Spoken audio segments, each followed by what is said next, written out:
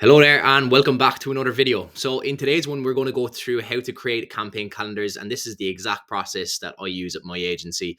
And we'll go through 4 different methods that you can use, but to be honest, it should be the only campaign strategy video that you'll probably need.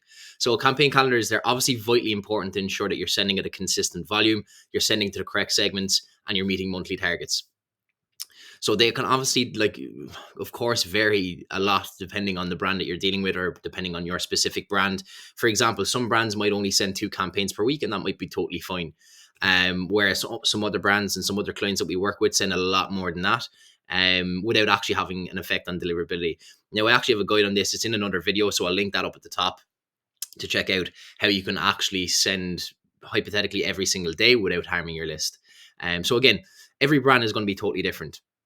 Other kind of methods you can use as well is obviously communicating with the client if you're running an agency, or obviously internally if you're running a brand, and of course using your own judgment and a bit of ChatGPT to help as well. So just kind of diving in again, we'll go through these four little headings, but we'll just dive into the first one. So creating campaign calendars using your own judgment. So what we do internally is we'll sit down before creating campaign calendar, and we'll ask ourselves, are there any repeatable campaigns for this client or for the brand? Is there anything repeatable that we can send out that performs well, such as newsletters, emails about a podcast, whatever that may be for your brand? Maybe it's a product spotlight that actually works quite well. Sometimes for certain clients that we work with, we might send out, for example, a product spotlight at the end of the month, showcasing reviews on that product and, giving some education on it as well. There's also, some evergreen campaigns you can use. Examples of evergreen campaigns could be an us versus them campaign. It could be a blog style campaign. It could be, again, a newsletter. So there's a lot of different options that you can have there for an evergreen campaign. And they're campaigns that you can send at any time of the year. And generally they do perform quite well. Another example of that would be, a review-based campaign as well. I'm after skipping step 2, but what's really important when you're building a campaign calendar is having a look at the last 30 to 90 days or even the last, 12 months. See what performed well. Of course, there may be sales emails that perform really well, so just take that kind of out of the pot. But if you have non-discounted emails that have worked well in the last 30, 90 days, just try and use that angle, but just spin it a different way. For some of the clients that we're working with, we found one good angle, or maybe 2 or 3, 4 or 5 good angles.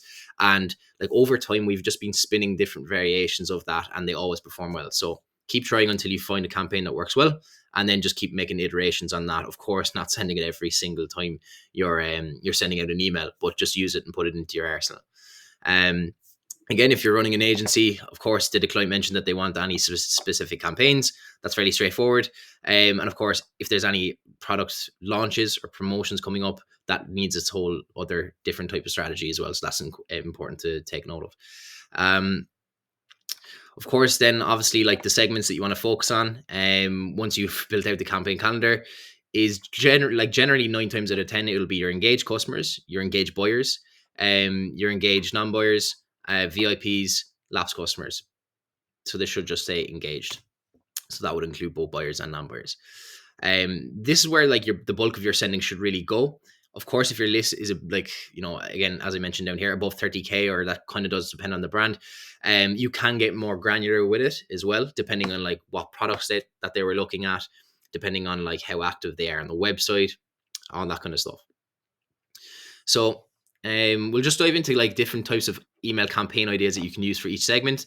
Again, I've already mentioned this. So for brands with bigger lists, think 30K and above, roughly speaking. That's kind of a very rough estimate. Does depend on the brand.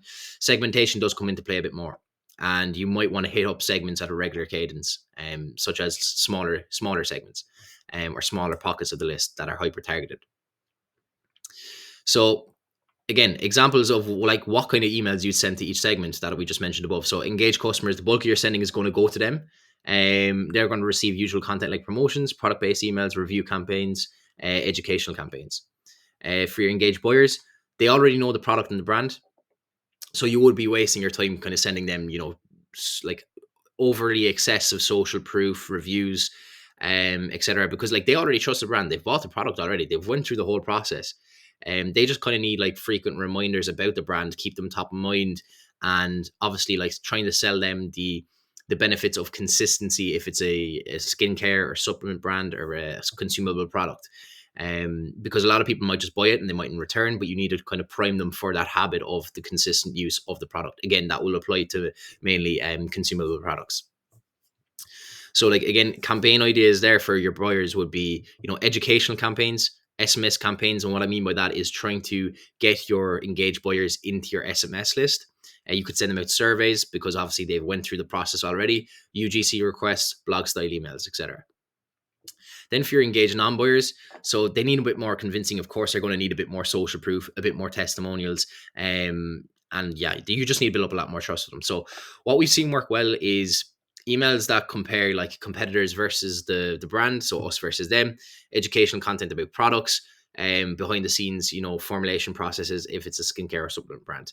Again, product based campaigns highlighting the benefits that they can expect to receive once they get the product. Then your VIPs, right? You're going to want to treat them like royalty. So like generally, like it depends on the brand and depending how you want to classify a VIP customer.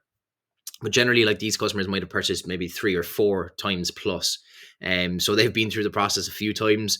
They're really engaged with your brand. They're probably a very high value customer as well. So you could give them VIP only discounts or, VIP exclusive content as well, just to let them know that they're part of a select few of the brand who are obviously top customers. And then obviously, of course, lastly, your lapsed customers, win back opportunities. So they've purchased once, but they haven't returned for quite some time. So you need to remind them about the benefits that they're missing out on. Maybe they just tried the product for one time, and they mightn't have used the product correctly. Again, if this is a skincare supplement brand or a consumable product, if they haven't used the product correctly, you might want to remind them about how to get the most out of the product. So that's really important that you're hitting up your lapsed customers fairly frequently, because I'd imagine there would be a few of them inside your list for most brands. So just kind of moving on down here to examples of sending frequency. So generally, like speaking, this is kind of the cadence that we'd go for. Again, this will like largely depend on the brand that you run. But if we're sending out 12 campaigns a month, that means we'll hit up the engaged segment 6 times, engage buyers on their own twice, engage non-buyers on their own twice, 1 to the VIPs and 1 to the lapsed customers. Again, that's very broadly speaking. So generally speaking, 70% of the campaigns go to the top 3 engaged segments, as listed above. So 70% are going here, and then the remaining 30% are going to the ancillary segments. So your VIPs, your lapsed customers. Now, this is a golden rule that we follow for campaign calendars. 70% of the content should be educational or branding based. So product education, blog emails, how-to guides, review showcases, newsletters, and so on. Now, of course, there are exceptions to the rule as well. Just look at the data that your email marketing account is telling you, or your Klaviyo account. Like if you are finding that product-based emails are working really well and more salesy emails are working really well, which is happening for some of our clients, then by all means go with it. This doesn't mean that like this is biblical or anything like that. But generally speaking, we find that like when you're not selling all the time, you tend to see better responses out of customers from that. But again, this will come down to your exact brand. Now, this would apply for anyone who's running an agency, of course, getting the client's input on calendars. But I'll just kind of fly through this quite quickly. It's crucial, obviously, of course, that we're aware of upcoming sales, product launches, holiday promotions, brand-specific campaigns, live events that the client could be attending. And again, if you're running a brand, that's important to put into the calendar as well. It's just so you're aware of it.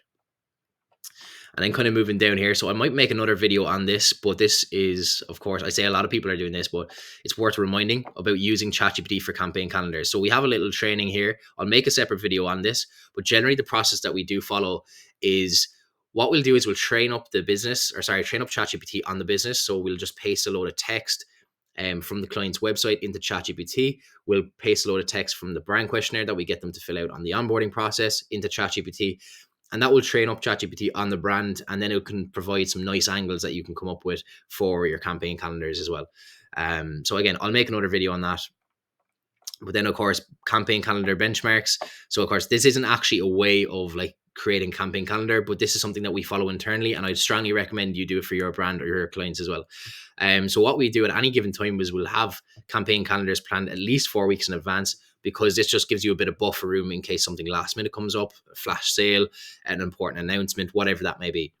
And again, whenever we have a monthly call with a client, the calendar must be prepared in advance of the meeting. That's a rule that we follow inside, because we either want to get approval from the client or just bring them through that. What we do as well is we build our calendars, build our calendars in Notion.